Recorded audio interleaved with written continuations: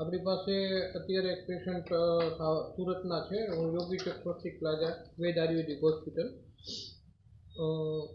ગીતાબેન કુકડિયા, જેઓ મારી ગયા મહિને દવા લીધેલી હતી અને આપણે ઓઝોન થેરાપી કરેલું.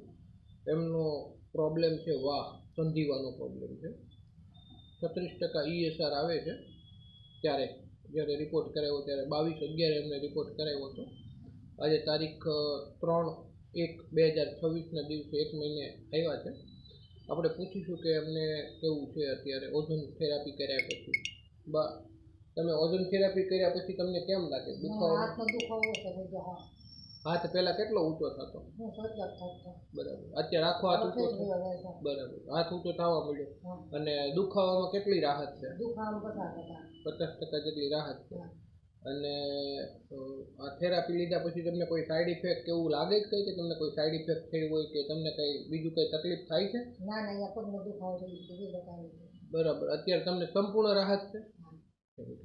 જો આવી રીતે ઓઝોન થેરાપી દ્વારા અમે અત્યારે ઓઝોન થેરાપીથી ઘણા બધા સારા રિઝલ્ટ લીધા છે. આજ સુધીમાં 25,000થી વધારે ઓઝોન થેરાપીમાં અમને રિઝલ્ટ મળ્યા છે.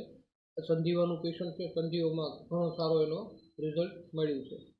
જય ધન્વંતરી, જય આયુર્વેદ.